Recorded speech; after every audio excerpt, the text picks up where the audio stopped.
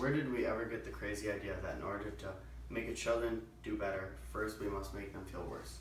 Think of the last time you were humiliated or treated unfairly. Did you feel like cooperating or doing better? These words from Jane Nelson, found on a parent support site called About Parenting, strongly encourages the use of positive reinforcement when raising a child. Nelson would most likely agree that rewarding children for good behavior is very beneficial. Others might disagree. So should children be rewarded for good behavior? According to Psychology Today, rewarding children for good behavior is better than punishing children for bad behavior. Rewarding children properly is important to shaping their behavior. Therefore, rewarding children for good behavior is beneficial. Taking a closer look at what it is beneficial and what a beneficial reward system is very important. Focusing on these following three areas will help one understand the benefits of rewarding children. First, rewarding behaviors is more effective than bribing. Second, positive feedback is highly effective when rewarding a child. And third, reward systems create positive behaviors. According to Empowering Parents, in a 2016 article called Bribing Kids versus Rewarding Kids for Good Behavior, what's the difference? Bribing a child into behavior does not work. Aaron Schleicher uses the example that parents will often say to a child, "I'll give you an Xbox if you do well on your test, or I'll give you a phone if you behave well." The article goes on to say that bribery becomes a pattern and not the good behavior. In other words, a child will begin to act out as a ploy to get what they want. Next, parents become confused between bribing and positive rewarding. Schleicher goes on to answer this by comparing it to the real world, where a person goes to work and completes the tasks that are required and ultimately receives a paycheck.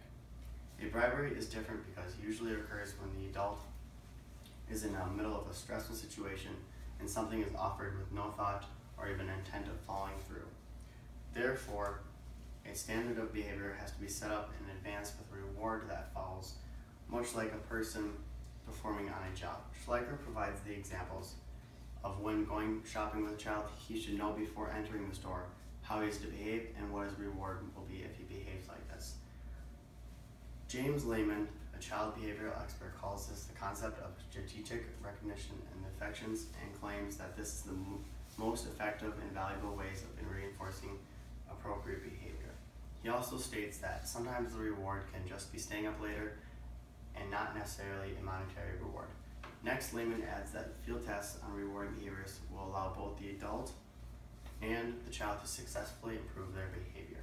Let's review my first main point. Rewarding children, not bribing them, is important when shaping good behavior.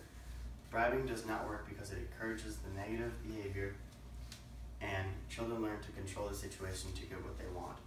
Rewarding behavior is highly effective and more beneficial and leads to better behavior.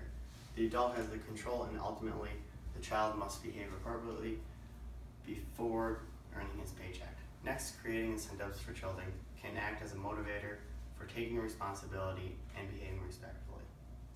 Not only are incentives important to shaping a child's behavior, but also the use of positive rewards are very important, rather than the use of punishment. Positive is always better than negative reinforcement. According to an article published in a 2008 Psychology Today article written by a United Kingdom professor who is the director of the Institute for the Study of Children, Family and Social Issues, rewards are more effective than punishment. Parents, teachers, or the adults should give children positive feedback for their good behavior or a completed task. One should avoid negative feedback on what the child may have done wrong and use repeated running of the task. Receiving positive feedback affects the child's brain control center more than the negative feedback. The 2008 Psychology Today article also regards the use of positive feedback to be much more beneficial and is much less complicated. Simply put, a child is more able to understand what they did well rather than what they did wrong. Children can become confused or discouraged when trying to see what they did wrong in a situation. To avoid confusion, it is important to not give negative feedback to a child, and it is much better to use a positive reward system, such as positive feedback. For example, if a child does poorly in a basketball game because he did not make all his free throws, concentrate on the free throws that he did make and tell him good job, and he will be more motivated to to work on his game and make the next one in his next game. Let's review my second argument. Positive feedback or rewards promote positive behavior. The use of incentives and positive feedback is very important to shaping a child's behavior. Finally, mystery rewards systems can also be very beneficial to positively shaping a child's behavior. Mystery rewards, also known as random rewards, can motivate a child to behave positively. According to Education and Science's June 30th, 2015 article, Increasing Attention to Task Using a Mystery Motivator Program, the use of mystery rewards can persuade children, especially students, behave more appropriately, especially in the classroom. By using rewards, students were more motivated to stay on task and avoid negative behaviors. Research was conducted on the Mystery Motivator Program, which proved its value within the classroom setting. First, the teacher set the criteria for the behaviors expected, and the whole class established a reward. After 8 weeks of implementing this type of reward, they found out that kids were much more attentive in class and respected their teacher. Teachers also gained instructional time much more than if they wouldn't have used the process. Let's review my third argument. Mystery rewards or random rewards for good behavior given throughout a week or randomly given promoted positive behavior in a childhood. Children were much more likely to stay on task when having an incentive to strive for. The use of mystery rewards is just another way to motivate the child to behave more respectfully and shape their behavior for the future. In conclusion, as Jane Nelson asked, where did we ever get the crazy idea that in order to make a child do better, we must first make them feel worse? This way of thinking leaves a child feeling mistreated and defeated. Negativism is never a good thing and does not lead to cooperation and motivation. Children should be rewarded for good behavior. Rewarding a child for good behavior is important when shaping them as they mature. Using incentives, positive feedback, and mystery rewards can motivate a child to behave. How a child behaves when he is young affects the type of adult he will be eventually.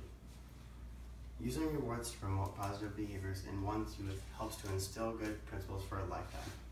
Families, teachers, or any adult who works with children to improve their behavior needs to reward behavior, not bribe.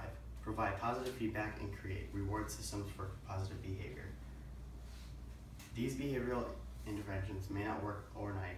One needs to research, develop, and experiment these areas until an effective overall reward system is established for the specific child involved. Eventually, the children will respond and not only behave more appropriately for the present, but also carry over this into their future lifetime. Using rewards for positive behavior can shape a child for the better.